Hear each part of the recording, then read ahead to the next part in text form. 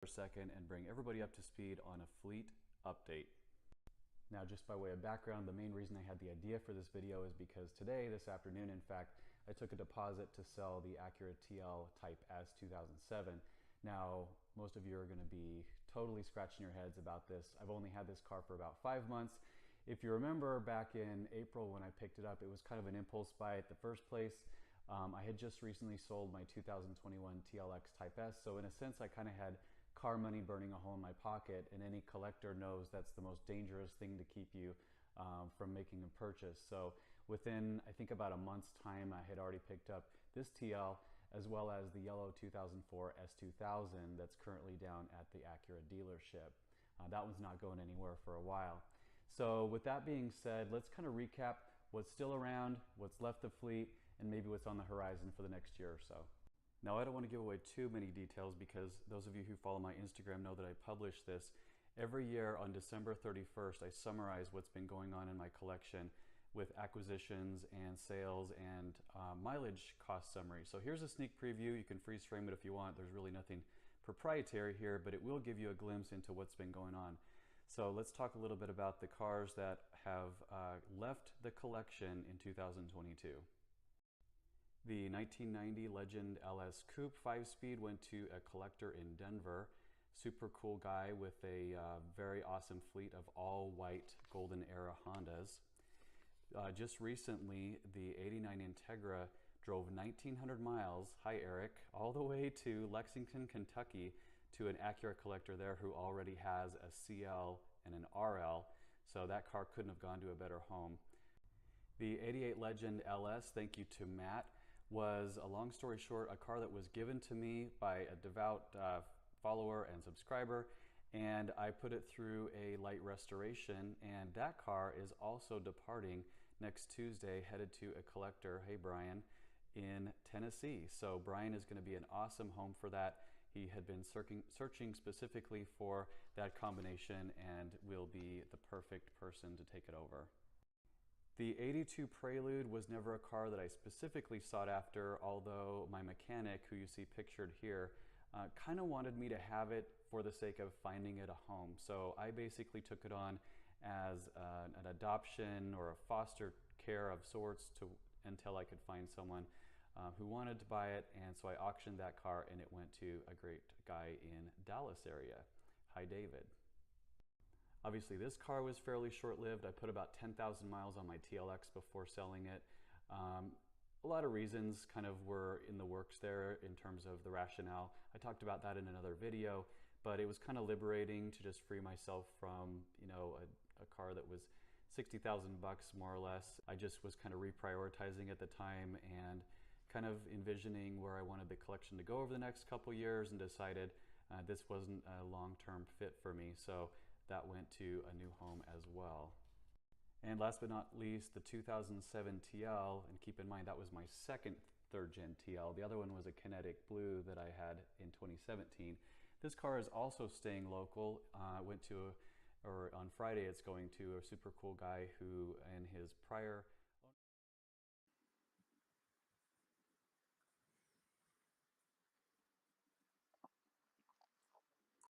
You still sound great. Get it together. Definitely. Yeah. Okay. All right. I think everything should be turned on now. All right. If you want to take us away, Robbie. Welcome again. We're on, I think, this is round 11, I want to say. We've got our friend Tyson Hugie with us. Oh, I just ran upstairs. I'm out of breath. Legitimately ran outside to go lock the store up.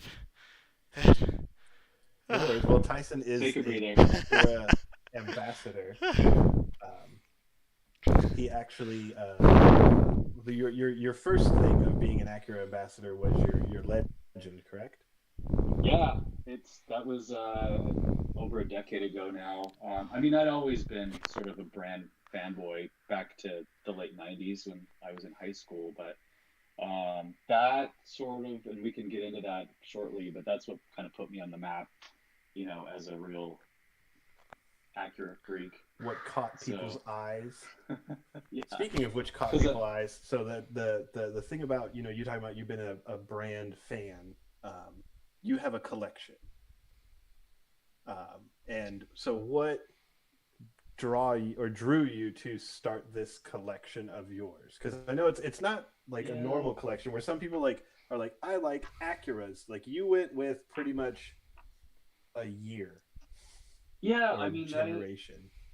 I had a vision in my head of sort of, okay, this is kind of the goal. I need to have such and such model from such and such year range, and just kind of went about it in a systematic way. However, I treat this hobby sort of like catch and release sometimes. Like sometimes you just buy a car to scratch that itch for a minute, and then you can let it go, and then you can say you've owned it. And I That's still fair. have cars on my list that I want, because otherwise I would fill the backyard up entirely with cars that I don't have time to drive.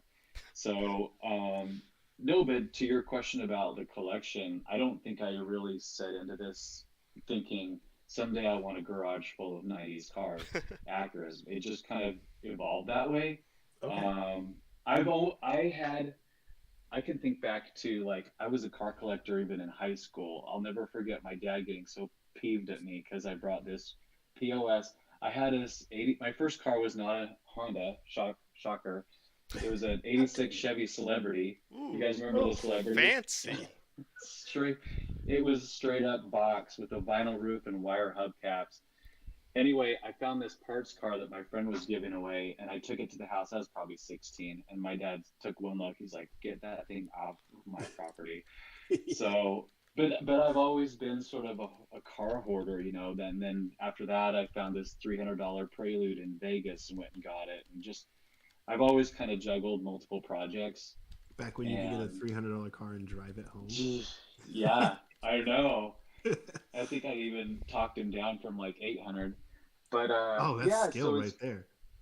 it's even kind of fun because the cool part for me isn't even necessarily finding a car that's primo condition, show ready.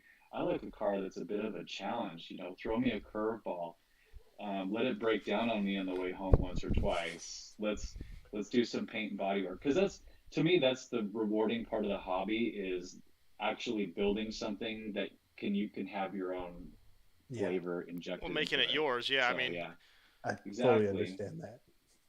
I think the first time I actually I ran into your car before I ever ran into you. I think I'm pretty sure. For a while, I think your legend was at Acura Tempe. I want to say in the showroom. I don't remember what year that Yeah, was, but it wasn't that recent. I don't think it was been a while. no, yeah, it's been in there a couple times. In fact, if you go in there lately, I still have two cars that I rotate out. So currently they have my NSX and my ILX, but it's perfect because I get free climate controlled store That's awesome. parking What a deal. and they get some conversation pieces. So the only thing if I take the Legend down there, I have to put one of those AutoZone stainless steel drip trays because that sucker leaks every fluid known to man.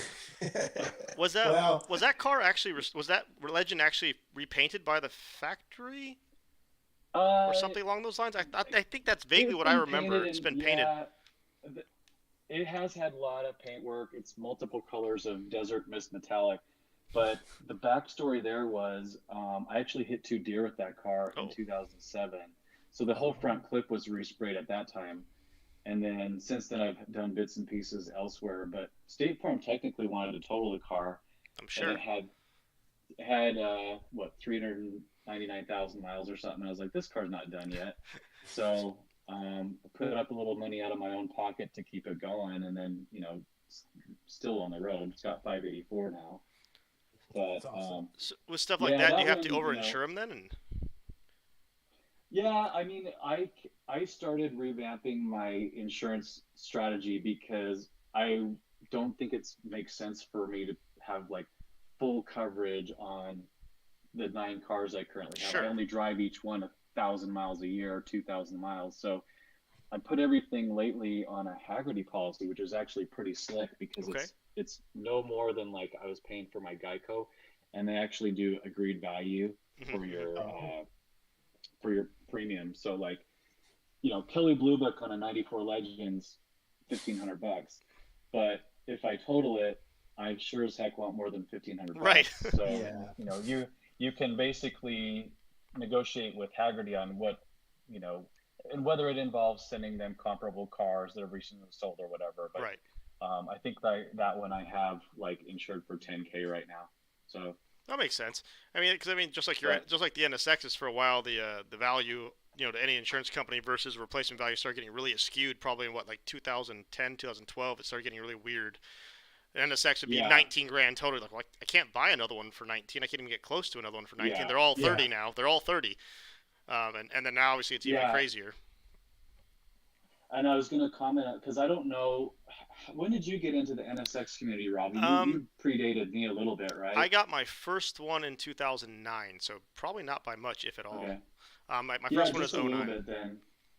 Yeah. So you remember, because that was right when I started like ramping up my hunt, and I knew kind of the specs I wanted and everything, but you're exactly right. Like I think we might have lost Brandon. No, he's still there. He does this. Car. I was frozen. Is he there? He can freeze frame. Yeah. I can only see me and you now, but anyways, yeah. So, I found that car on Craigslist. Believe it or not, like who puts an NSX on Craigslist?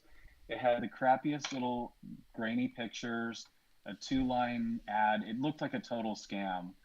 And my friend and I were out there for a Metallica concert in San Jose, and we said, why don't we just go look at this NSX real quick? Guy pulled it out of the garage, and I was blown away. I said, if I don't buy this thing right now, we're not going home. Like this, I gotta have it. So that was 2011, kind of before things started going sky high. I think 2016 it started going a little. You could start to see the trend in 2016, 2017. I think. Well, honestly, when they released the new one, when they said, "Hey, we're making a new one and it's coming out 2017 model year," I think that really started to bring along the value with them, strangely enough. And then obviously by like 2019, 2020, they're out of control. And it came down. Looks like it's gotten a little soft lately. Grundy Insurance? Yeah, Grundy does do that same insurance. It's a little different though. Jim said that it does modified cars to a value. Yeah. Yeah. You really need to. Is that Richard and Liz? That if you build a car, what's that? I think Richard and Liz are actually hanging out with us tonight. The Graves. Shut up. Yeah, I see Lap of the World. I'm not worthy. Yeah, we're not worthy. Thanks for watching, guys. No, Yeah. would they be able to proclaim any kind of celebrity awesome. provenance and kind of character notoriety? Yeah, that's a good question. So, like saying your legend is a legend. So would it have any ability to claim any kind of like celebrity provenance or any like character notoriety? Like there's loss in losing the vehicle, like that you actually lose quite a bit of value, something like that. not just monetarily. 100%. Yeah, I mean, there's, that sucker's been to 37 states, including Alaska. It's more at this point, if I had to dwindle the collection down to one car, that would probably be it, just because I got it when I was 21, so next March will be 20 years. That's what got you so far into the community too. You can't put a price on the sentimental value with that, but it does have some cool sort of backstory. In 2010, I don't know if you guys ever went to or heard of the S2000 homecoming events. There have been, I think, three or four of them now. So Mike Trin, I think was his name, who coordinated that. The first one, or maybe it was the second one, I went out as a guest to his event in Torrance, and I had Shigeru Yuhara sign my dash in the Legend. So it's like the only Legend, I think, that's ever been signed by Yuhara, who was the chief engineer behind the S2000 and the NSX. That was pretty cool. Signature spot should have its own insurance. Right? Yeah. Ensure that little... Yeah. P.S. I did just get a warning from my AirPods, so hopefully I can reconnect. You got the beep? Let's see. No worries. If you have to back out and then come back in. Okay, it said 20%, so give me one sec. But so like I guess you can probably hear us. But so I found that like when a lot of us enthusiasts were able to get into like that NSX market, we got lucky at the bottom of the market and we weren't paying big dollars for them. I kick myself so much. That and the for Type what I Rs. did I back kicked in myself on the Type Rs 13. badly. The Type R, I should have Dude, picked did them up you at guys- least 3 or 4 times. Yes, we can hear you. You can hear me? Yeah. But yeah, in 13, I was actually looking and trying to, I wasn't like actively looking, but I was like, you know what? I could swing this, I could get me one, and then I didn't, and I bought a new car. I traded an RX-7 that was slightly bent in half for one, so that worked out all right for me. Yeah, that's great. It was a relatively good When trade-off. I was looking, they were like 25 for like a higher mileage one. I paid $27,500 for the white one that everyone sees, that old one that I have. That thing is got The some one that I miles. got lost in Phoenix trying to follow you because you speed everywhere. I do not. I might. I was doing like 15 over, and I was like, where did Robbie go? Wait, are we talking about highways? I mean, yeah, we went over it. It was when we The went speed to John limit. Via's right The before. speed limit in Phoenix is 105, and you know it. I didn't get the memo. I'm from Tucson. Sorry. Which probably was a D series thing. No, so I think I paid $27,500 for mine, and I like Tyson. Actually, I got mine, so I didn't actually see mine ever before buying it at all. It was sight unseen. I got it through Mannheim, and they do the pre-inspection and all that crap, and give you what's wrong with it. And it said it had a check engine light and it had a scratch on the quarter panel. I'm like, I don't care. I really don't care. It's a good price. I can deal with it. It had 65,000 miles on it. It ended up being a main relay. It was just a main relay, so pretty basic stuff, easy to deal with. Yeah, so Typical Honda. yeah, and I never fixed the scratch actually. The scratch I ended up when I repainted the fenders, the only time I ever fixed the scratch. But I left it that way for a long time. But yeah, I ended up having to get. So I'm using State Farm agreed value because all my policies are with State Farm, and I was able to get $90,000 of coverage on a 248,000 mile car. Yeah, and I think I paid $26 a month. It's ridiculous, absolutely ridiculous, and that doesn't have a mileage limit on it either, which is kind of wild. That is. It's just because I have two other vehicles that are considered primaries. You know, I wanted to get into. You said you had 9 currently, so let's hear what your did we lose his current audio? 9 cars are. Oh, it was working. Oh, we can't hear you anymore, Tyson. Oh, yeah, your audio or your mic. Oh no. That's not shocking to have a mileage limit. Yeah, it is shocking Yeah, it is. about the mileage limitation thing. So. Yeah, no, State Farm was awesome. I hear it's agent dependent, but yeah, State Farm has been awesome without that. They said, hey, you've got another daily that you drive all the time. I'm like, yeah. I'm like, I realistically only put 2,000 miles on it a year, if that. I think this year I put probably less than 500 so far. Just depends. Let's see if Tyson's logging back in. But yeah. So my current issue is trying to find someone to insure the race car, just for value, not for driving, not for it has liability on it. But I want somebody, if it gets stolen, to cover the damn thing. That's what I'm really worried about. Yeah, I've been throwing that back and forth with the CRX since I'm going to be getting it back together. Which the engine did show up last Wednesday. Oh, so good. Is this working this Now you're time? working. Yeah, I hear you now.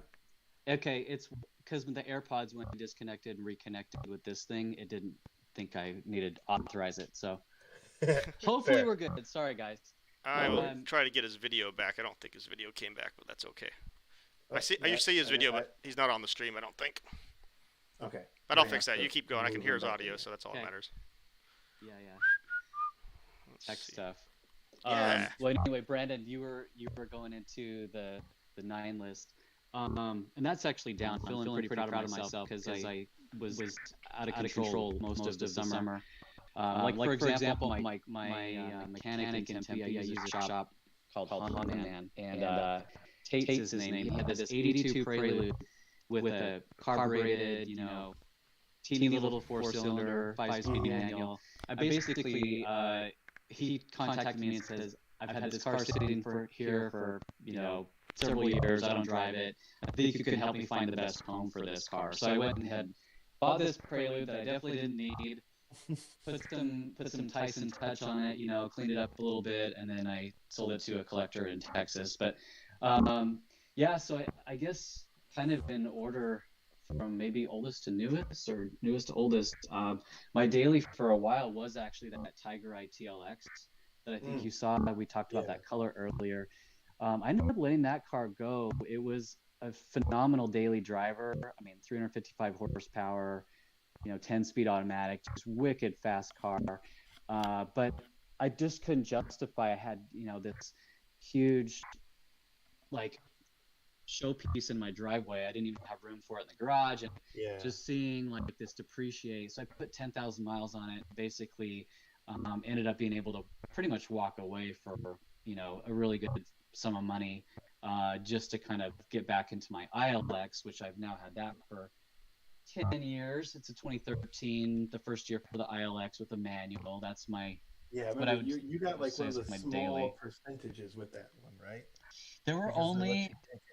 Yeah, I did the math, or I contacted, and Honda's always been super tight-lipped about production stats. So if you ever go to them asking about that stuff, you're gonna just hit a brick wall. Dead end. But so I did find out there were about 4% manual ILX, production, which is essentially an SI with some in a tuxedo, with the K24 6-speed.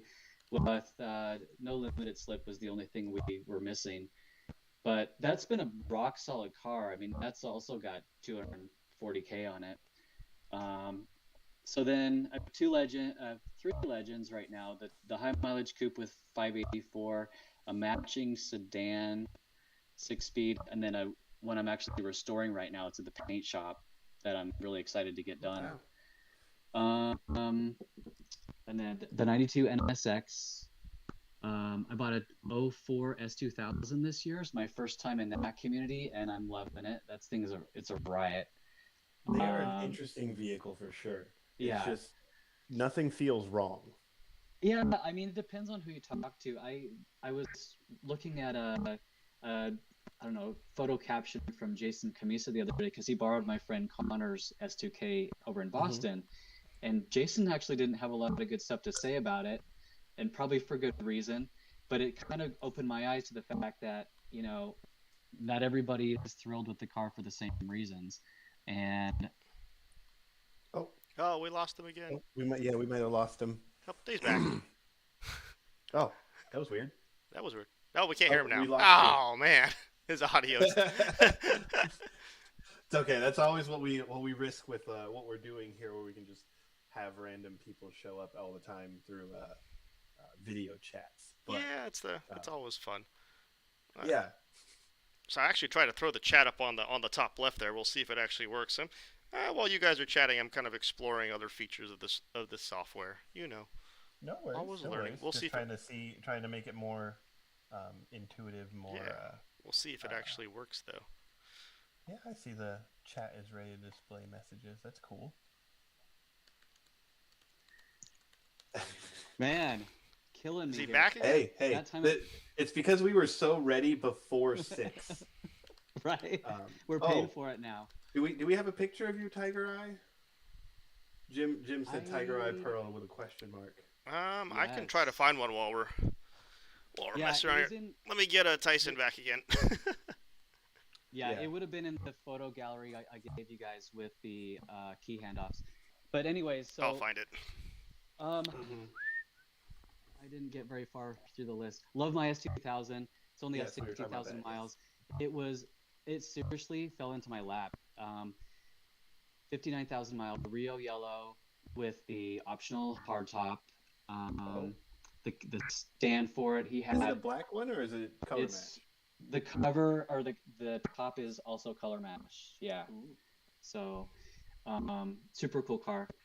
I have a 89 Prelude SI 4-wheel steering, which was I got that car primarily because of the nostalgia. When I was in high school, I drove an 89 SI, a lot like that.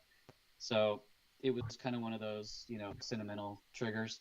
Yeah. Trying to think, what else did I miss? Well, here I can pull up this slideshow. You're Integra. Let's see. Here. Oh yeah, the 92 GSR green. I've had that for 6 years. It's got high miles. It's got like 253 on it, but I mean, it's just a little rev machine. It's super fun.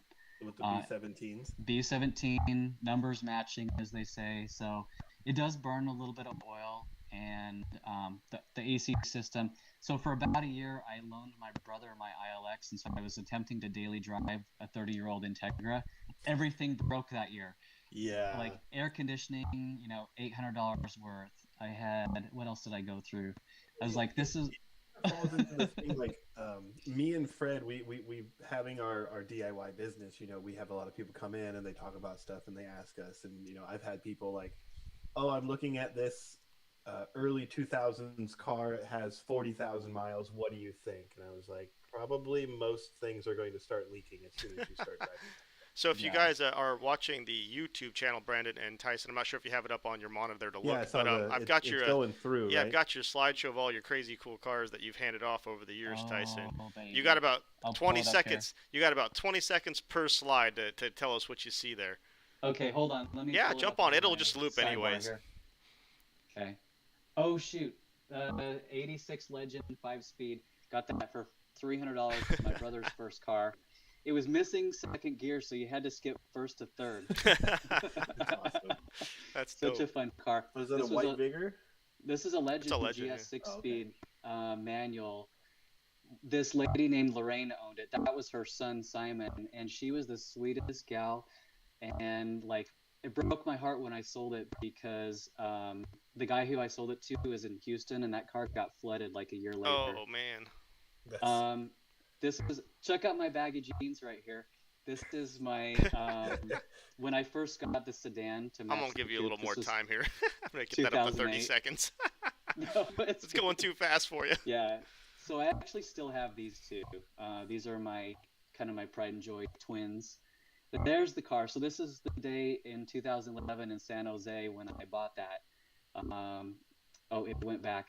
But the NSX was sort of like the stars aligned because, like I said, my buddy Matt and I happened to be out there for a Metallica show, and we're like, there's this NSX on Craig's. We should just go look at it real quick. Right. And then, ended up being a phenomenal car.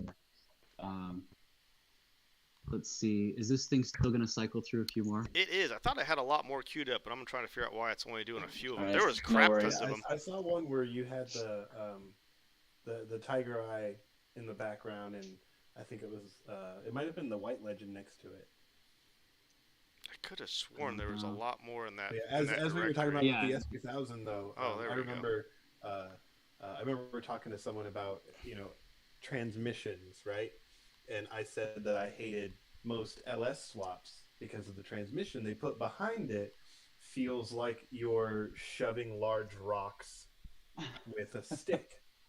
And they were saying oh, it's not that bad, and we had an S2000 in the shop at the time, and I was like, go feel that real quick.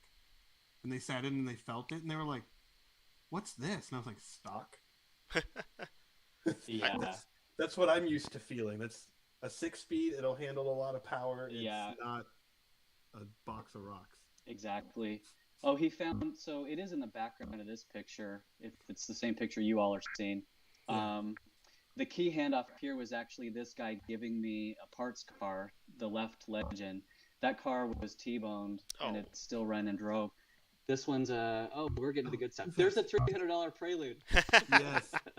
That's the one, and you can see why it was so cheap.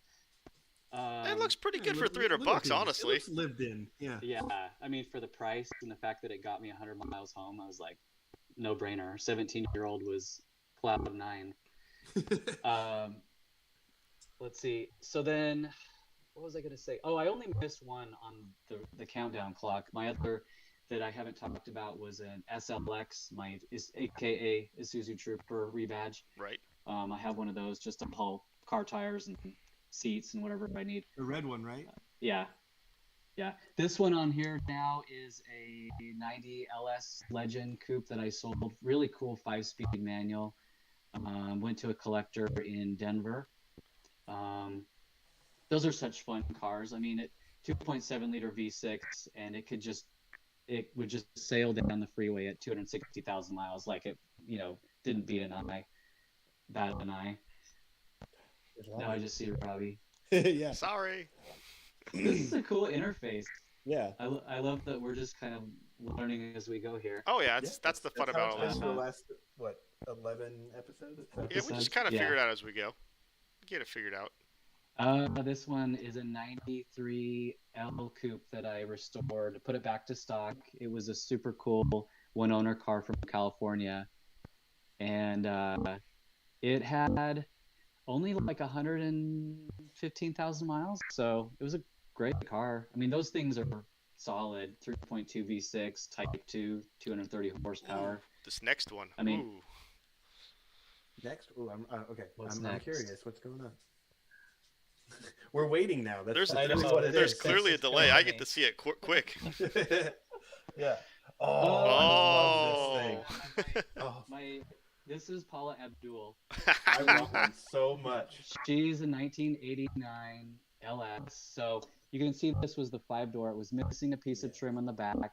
The rocker panel was crunched up, but this was a $1,400 car from Seattle off Craigslist that ended up getting restored and used in Acura promotional stuff. So Oh, Yeah, This I interesting. saw car- the Wow. Integra release, right? yeah, this car they put Mugen wheels on it and put it in like the press release, and then they ended up showing it at Radwood later that year, and a couple other things. Like they even transported that car to Austin, Texas for the press event, the journalist event. I will say the first So- time I found out there was a 5-door Integra, I've wanted one ever since. Of this There's generation? actually, that Yeah. exact one, a 5-door flip headlight Yeah. Integra, and the first one I saw was actually white, and it drove down the street past me, and I went, "What? Hold on." Yeah. In the background of this one is a Barbados yellow '89 Prelude. Oh God. This guy was really funky. He was leaving the country, and you can see how young I was too. Yeah. This is probably 2007. And again, I had no place to store cars, so this was at my work parking garage. And if campus security knew that I was trying to just like keep cars there, I probably would have lost my job. Dude, now the question is, are Y49s cursed like they are in the CRX world? I honestly think the same logic applies. It's It's the color it's code. That paint color, code. they're It's so just the cursed. code. I've never known any I- Y49 owner who hasn't been punted or had it I- stolen or had something I terrible hate it. happen. I remember being on CRX communities and stuff like that on, when it was forums and stuff, and someone would post up and they'd be like, Y49, one owner, clean title, blah, blah, blah. And everybody was like, bro, Doesn't keep matter. that shit under lock and key. Don't- Do not yeah, drive it. And keep then it a month someplace later, else. a tree fell on it or something. Yeah. And you're like, Yeah, always something. So what It is in was- the it was background of never this? just Is a this a front. Maxima? What is this thing? This is a non-Honda. believe it Yeah. or not. It's a 1999 Infiniti i30. Oh. i30. okay.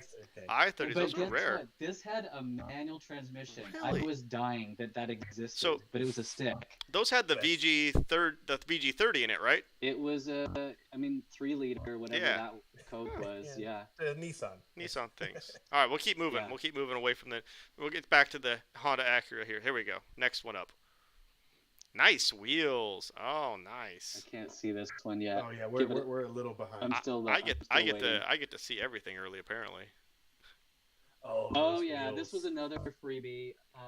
This one was a 5-speed manual, 91, charcoal granite. It actually blew a head gasket while I was on a date. And I had Great had to date. leave it. This was back when I was in college in northern Utah. I had to leave it at this girl's house and pick it up the next day with my uncle. And I overheated it so bad that the head gaskets were blown. And I had to just unload that car to a buddy of mine in Salt Lake. So I think it's long gone. Hopefully, we're getting It's- to the Tiger Eye Pro car. It's sad because I like to keep the VINs of all my cars, and sometimes I'll Carfax in just to be like, "Are you still on the road?" And usually they're not. Oh, that's sad. That's Yeah, always you know, sad. every time I ever sold a car that I really liked, I would hope it would get crashed because I just didn't want to see it Yeah. destroyed. I was like, I'd rather it just be gone than see someone ruin it in some way, Yeah. shape, or form. This one, if it's still up, is going to be one of my first Preludes. So you can see a trend here. Honda Preludes and Acura Legends are kind of like my bread and butter. So I've had 6 of these. This was my first one that had the 4-wheel steering package, which is, I don't know if you guys have driven it, but it's really a trip. Were in they the parking lots and stuff. B21s? This was This was a 2.0 SI. Those This one right here was the B20s. Yeah, those are the B20s, I think. Which is not a B series, which is always fun to tell people. That is a bastard it's a child. B series, but not a B series. And then they had the B20s and the B21s on some of them. Yeah, this was they're known to be pretty bad oil burners, and mine have always. And oil consumption and air conditioning systems are the number 1 and 2 things I've had issues with those on, but the driving experience is totally worth it. So, that was it the Vigor that had the 5-cylinder? Yeah. And that had now who made that 5-cylinder? Because that was a inline 5-cylinder that was transverse, right? Yeah, it's called the G20 motor, and it said Honda Motor Co. stamped right on it. I mean, I don't know the development, where that originated, but nothing about that engine seemed Honda. Nothing. Yeah, it was pretty innovative for its time. It's kind of like the TL longitudinal front-wheel drive. Yeah. Well, that one was just Vigor, so wrong. The Vigor 2.5 ended up going into the 96 2.5 TL for like 3 years. Oh.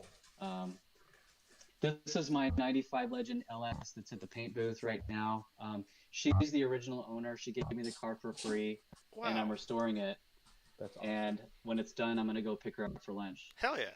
That's great. Say thanks for the car. Right? Yeah. It's take her somewhere nice. Get some lobster. I know, right? No, that car, I'm really sad to say like what I'm into it investment wise. The seats were trashed. The dash had gouges the size of the Grand Canyon. It was just a nasty car. This is a 2000 Acura RL. This was me. This was a random funny story. I bought this car for my mom. This picture is very old.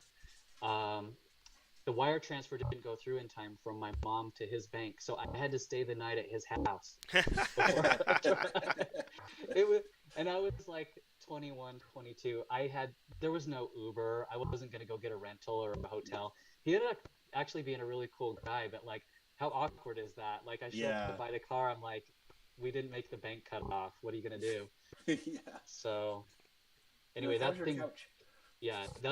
thing got passed around the family. My uncle drove it for a bit. My cousin had it, and then I bought it back a few years ago, and then it had over 200K on it. But it's one of those, like, I would keep it forever, but it's duplicative of so many other cars I've owned. Like, it drives just like a legend. Yeah. Speaking of 5-cylinder TLs, this was the 2.5 96 that I bought. Automatic though. It was a really rare 1-year only color called Garnet Red, and it was a slick top with no sunroof and no leather, which was really rare for a TL. Really? Yeah, so I've never heard of that combo. Yeah, very, very base model. Sold it on auction to a guy in Richmond, Virginia. So as far as I know, it's still on the road out there somewhere. Ooh, we got a good one coming up. Oh boy. Excitement. This is just reminding me of the one car that I feel like I should have never let go, which I had an 88 Blade Silver CRXSI. I still feel bad about letting my Integra go. Yeah. Okay, this one. Here's the GSR. So this car had a little bit of history. It was on the Carfax. It was stolen for about 30 days when it lived in Seattle, and clean title and everything. But to this day, the driver door exterior handle is messed up because it looks like somebody gouged it with a screwdriver all the way around. And it's just kind of notorious Integra backstory. They've all got some kind of black mark on their past. But yeah, this is the car that just recently showed up on Leno's episode, so we'll talk about that maybe a little bit later. Yeah, definitely. But super little screamer, B17, 5-speed, YS1 trans. They're just fun cars. Yeah, I think this kind of took the same route as the EM1 when it came to stolen. Just gone. Yeah, I mean, instantly. That's the car people took. Yeah, I actually carry the old school club with the steering wheel. I actually carry that in there just as a visual deterrent. When I had the Blade Silver and I drove it around, because like I bought it, I was going to do kind of what we painted the engine bay. I put it had rod knock when I bought it. I got it for $1,000. I rebuilt the engine. I retaped the wire harness for the whole engine bay. We took all the suspension off, painted it nice and black, and made it all happy. And when I got it running, I was ecstatic because without AC, it got 41 miles per gallon just driving around town. And then everywhere I went, I put a boot on it. Oh man, Yeah. I'd never let my I had Integra a sit boot in the outside. It trunk was and just- scary. I see Richard's comment here. He's absolutely right. Yes, those were period correct 90s tuner wheels, but he has a good point about like top stolen vehicles when they ranked them. I think this is true. They had just Integra years in order there. Yeah, they just put like 92 Integra, 93 Integra, 94 Yeah. Integra, top 5. You're like, Yeah. oh, okay. I think the 94 to There's 97 Accord was pretty bad too, if I'm not mistaken. Yeah. Yeah. There's actually a twin to my GSR on bat right now. If you guys watch the auctions, I do. it's a little bit modified. He's got suspension and I think exhaust on it, but I'm curious to see how it does. I don't go on there Yeah, anymore. it's always interesting Oh, seeing that. that was Yeah, I funny. mean, Were you at the you didn't make it down to the podium club for NS Expo, did you, Tyson? No. So the guy who bought that Type R was literally buying it in the parking lot there. No way. Yeah, he was in the parking lot bidding on it. We were all kind of like laughing about it, and then all of a sudden he's like, "I got it." We're like, "What?" We all just Wow. the dude was right over there. We're like, "Holy crap!" I mean, it's a gorgeous car, a Brooklyn's Green Type R. I've never heard of such a thing. Yeah, that was Yeah. that was 300K. 300 that and was, like 60 or something. It got up pretty high. so crazy money, but wow, that's awesome. It was though. cool. Yeah, it was cool that he was actually. It didn't even occur to me that there was a high chance that the person there was there. You know, like Attending. Yeah. yeah, it's crazy. Yeah. Anyways, yeah, we got what's up on the screen here. What is this? We got Utah plates. Oh, this was that was the 86 Legend. That's my brother right in the background. So we got this for his first car from some random house that car was a little bit ratty, but and again, for like a running driving Acura with less than, this had 200K, but it ran pretty good. I think we are back to the beginning of our slideshow, so we'll flip Jim that said back that over. a friend of his or an acquaintance of his would chain his car to a tree Just cut the tree. as an anti-theft Oh, geez. device. That is some dedication right there. Yeah. That is pretty Well, hardcore. I say we should probably get into Jay Leno. Jay 'cause- Leno. Okay. Let me. I What mean, you guys granted, are doing I know now. you've done a lot of amazing stuff, but Jay Leno's kind of up there. Yeah.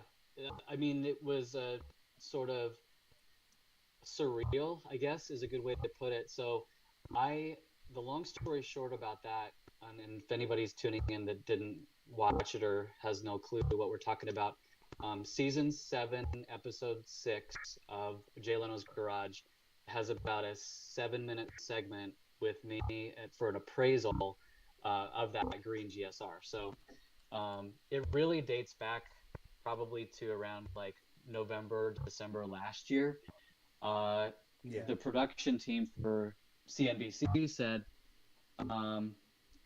we like your Acura advocacy. We specifically like this green Integra. Do you want to bring it down for an appraisal to Burbank?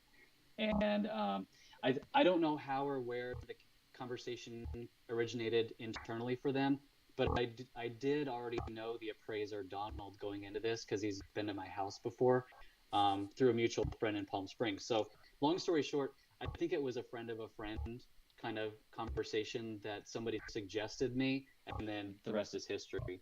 So we had a date for taping. I drove the 400 miles to Burbank in the car. It rained all the way there. I was so peeved. I was like, I got to clean this thing before it's on TV tomorrow. So I'm out in the parking lot at the Marriott by the Burbank airport, just like, blood, sweat, and tears trying to get it ready. And the next day, there were 2 cars getting taped. The first one was a super cool guy from the Pacific Northwest that had if I remember correctly, he had a 1981 BMW M1. Just to give you an idea, like super rare niche car. It had the appraised value on that was $750,000 that day. So I was like, wow, I don't think my Integra is going to soar that high. Yeah, You were price humbled. bracket. That's pretty much Yeah. what it was. Yeah. Anyway, so I kind of had the entire morning while they were taping this other car just to kick around Jay's garage, Oh, which awesome. the word garage does it a disservice. It's not a garage. It's a museum. It's basically a series of what I believe may have been an industrial park or maybe even airplane storage just along the west side of the Burbank airport. And he's kind of added on room after room until I think he owns a good chunk of that block now.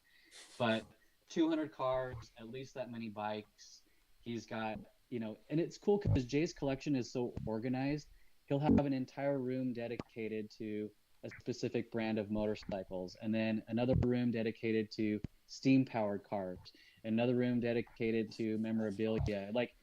And what blew me away too isn't even just the caliber of vehicles. It's that every single one of them, bikes included, every single one of them had a battery tender and had current California tags. Holy so Jay, crap. at a moment's notice, could hop into any car in his collection and say, I want to take this out today. And just the administrative work around that would be killer because you would have tags expiring every day.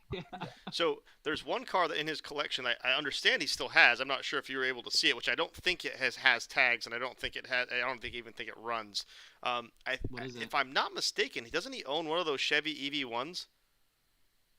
I heard that too. I didn't see it. I think it's hidden straight up, because I remember when that all went down, they were people were scrambling to hide that car. And from what I understand, he actually still has one, but it does not run. I didn't see it either. When I was there, I want to say his Tesla Model S Plaid was his daily. So he's an electric car kind of fan. But the collection was kind of diverse. Saturn EV1. I'm sorry, Jim. Was that what it was? Was it a Saturn? I thought it was whatever. Saturn EV1. I think you're right. I'm trying to think of that was 20 years ago. It was a long time ago. Is when it was an actual productionable car that they made a couple. I don't know all the details. I mean, Jim might actually know better. He probably does. But I think they made like a couple hundred of them. They leased Saturn them. EV1. Yeah, I think they leased them, and then when they got axed, they literally took them back, didn't allow leases, and all of them, most of them got crushed.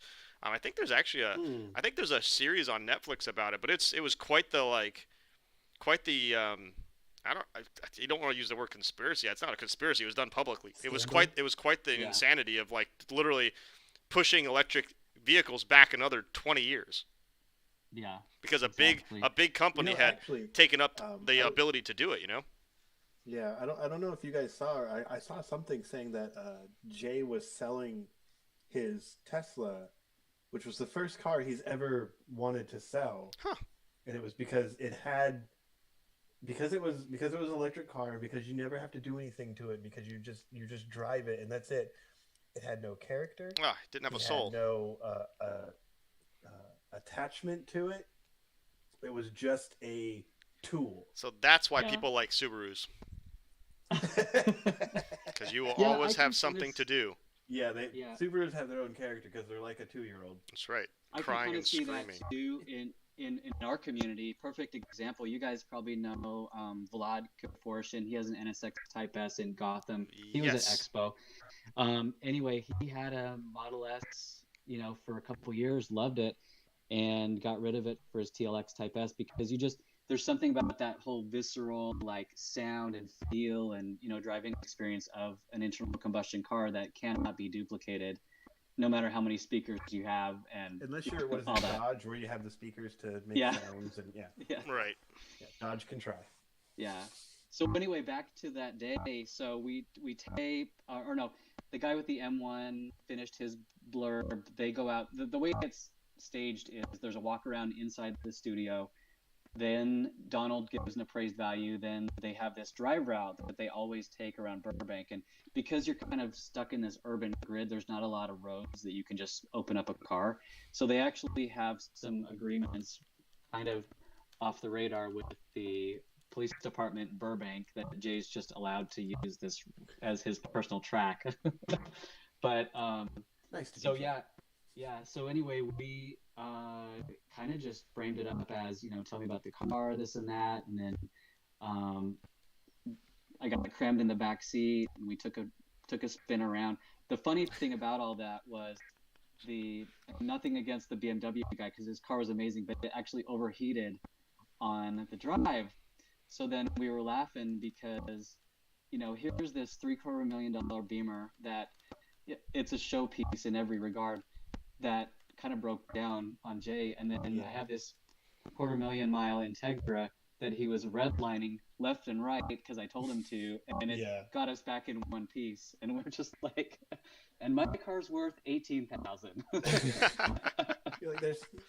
Well, it reminds me of I don't know if you guys ever saw the episode. It was a long time ago, but it was Top Gear, and they had the epitome of my epitome of cars in the 80s there, and they were private cars, they were collector cars, whatever. It was the F40 and the Porsche 595. Porsche 959? 959. There you go. You said 595. I'm like, I'm not sure what that is. Listexia. We'll go with that. But it was those two cars, and neither one of them could do a lap because they broke. Oof. More than once, actually. I think they fixed both of them, and they both broke again. Like one lost it. I think the Porsche lost a turbo, and the Ferrari had some other issues that they didn't talk about. But yeah, it was just those things of like, yes, these are awesome cars, but it goes back to my thing of 40,000-mile car and don't drive it. Well, that's actually reminds me of a story. So I'm kind of a creep when I buy a car, and I'll look for receipts or anything that has the prior owner's info on it. So my NSX, I'm the fourth owner, but I had paperwork with this guy's address and name from like 1991 or 92. So of course I mailed him a letter, snail mail, William Hill, whatever, that was his name. And I said, here's a picture. I'm pretty sure I have your old NSX. And if it's not yours, then sorry to bug you. Well, weeks and weeks go by, and he actually sent me a letter back. He said, makes my day to hear from you. Car looks great. And he went on to tell me about how he tracked that car when it was brand new. He says, I was the only one taking my car to Laguna Seca, not on a trailer, beating the heck out of it, and then driving it home. He said everybody else had to go home on a truck. Makes me so proud. So, yeah.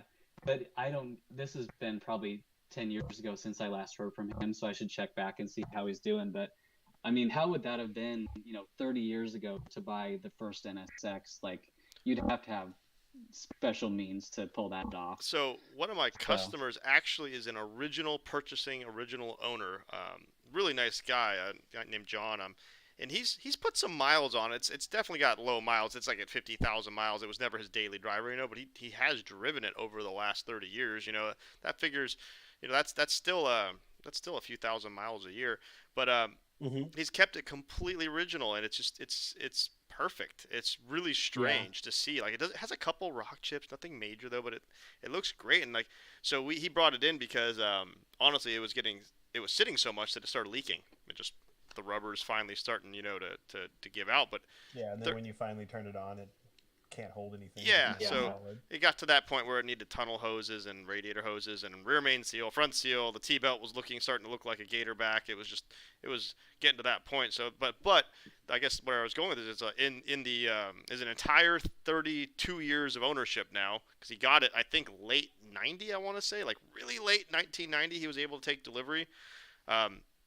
But in that 32 years of owning the vehicle, other than oil changes, he's only spent what we charged him to pull the engine out, refresh everything, timing belts, all the seals, everything, full resale. I think it was like $4,500.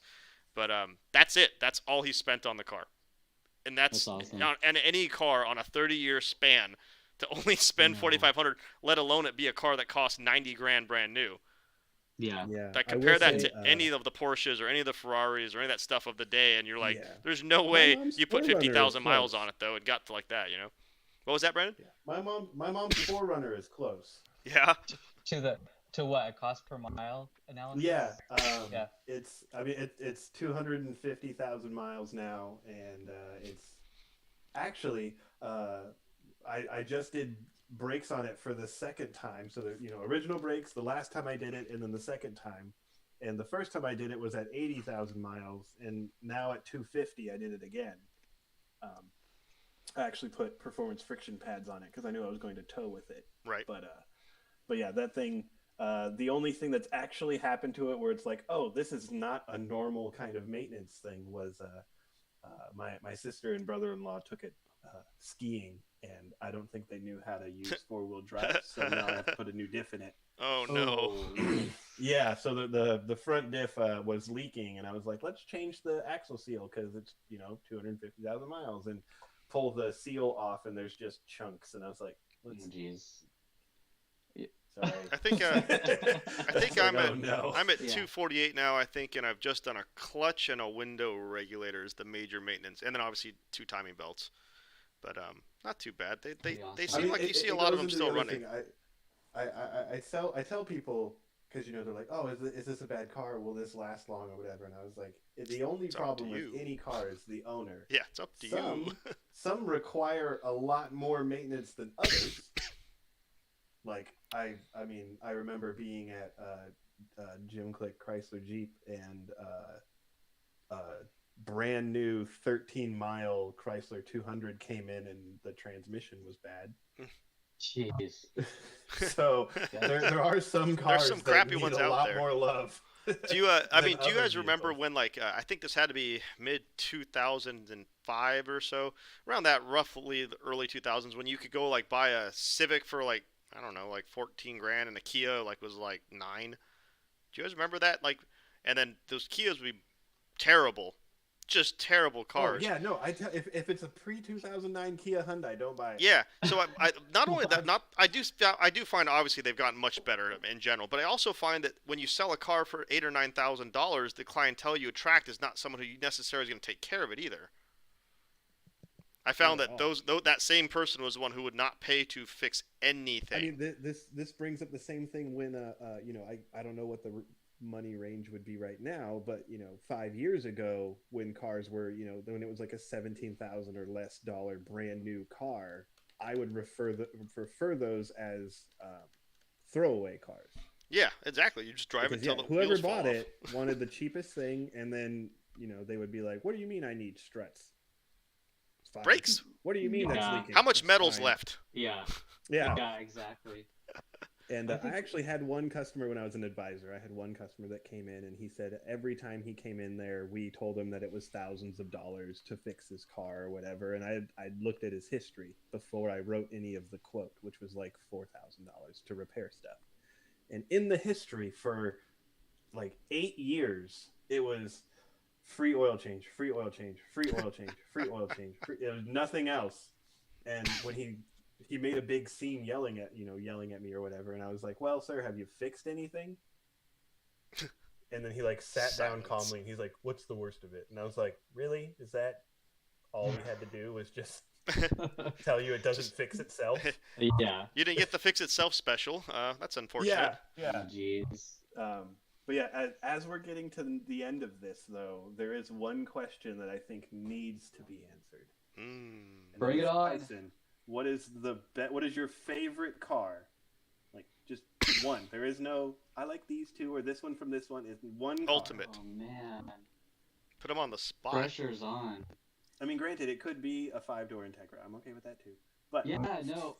I mean, I'm just gonna have to go with my tried and trusty 600,000 mile Acura Legend, just because Gotta figure that too one. much stinking history with that thing. I mean, college degrees and houses and jobs and relationships and breakdowns, and it's just kind of like, how you have something tangible that's just been with you forever. I mean, Right. I could live in It's your that thing and be comfort fine. Yeah, so it's like an old pair of sneakers. But yeah, and the other thing too is that car, to me, it wasn't even about the mechanical fun to drive factor. It was it was an escape ticket. I drove that thing to Fairbanks, Alaska with my dad, and you can't put a price on the experience of a good quality father-son road trip. Oh, man. 8,000 miles in the car, wanted to kill each other when we were done, but how That's fun is awesome, that? dude. yeah. So, And then actually, so speaking of, maybe Richard and Liz would get in on this too, because I want to go on a road trip to Alaska again. Yes. And I want to take, I don't even know what I want to take, but I'm looking at it. So here in the next couple of years, I'm going to make it happen. And not even just do Fairbanks or the Arctic Circle. I want to go all the way to the Arctic Ocean on the north end. Wow. You have to get special access because it's all like oil rigs and stuff. But that's on my adventure list. And Listen, are you gonna take a truck or are you gonna take a car? yeah, a car. I mean, it's car doable. Okay. I'm in. so Subaru. when I'm gonna bring my piece of shit Subaru. Yeah. Let's go. Yeah, people do it. I mean, you got to get a little bit dirty in the process, but it's a riot. And just to kind of detach from the lower 48 for a couple weeks and go take it a day at a time.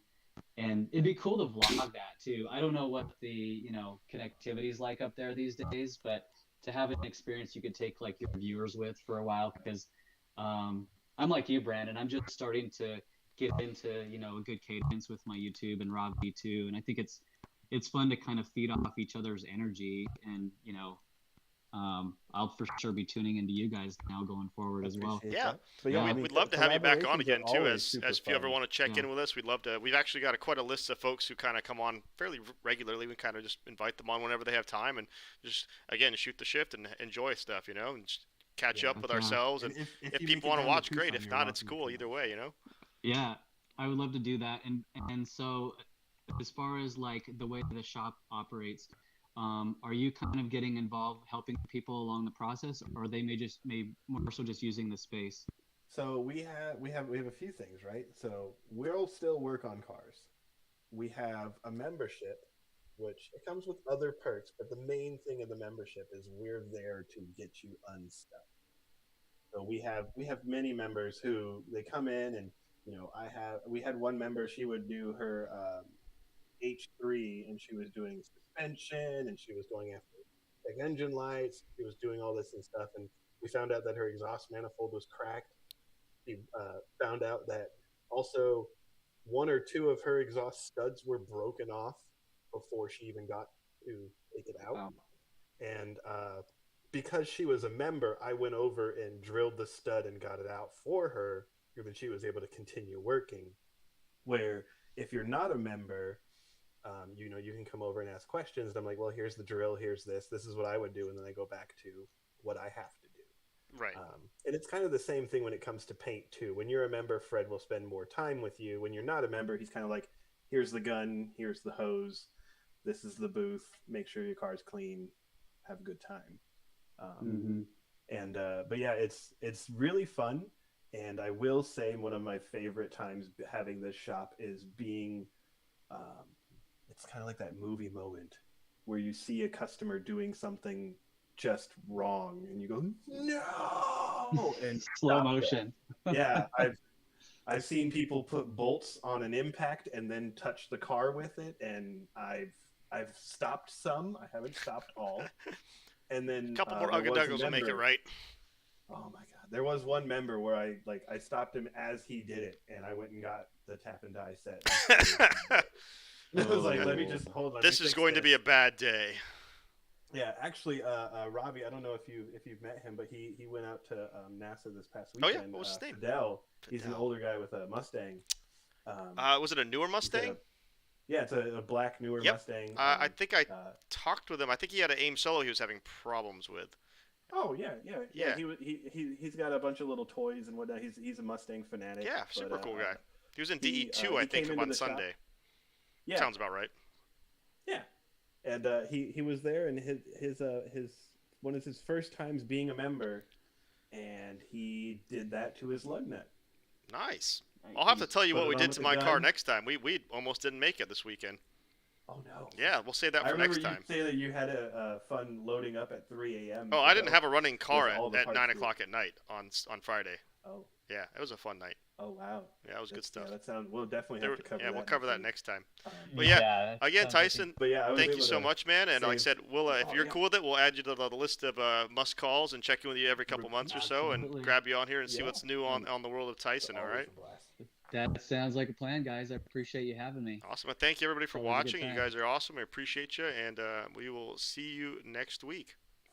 for shooting the shift. See you later. Good evening, YouTube family, and welcome to the channel. Today, I felt like it was time for a recap or sort of a checkpoint on where we are in the Wall of Fame here. There's been a lot going on this summer with car transactions and car activities that I felt like let's pause for a second and bring everybody up to speed on a fleet update. Now, just by way of background,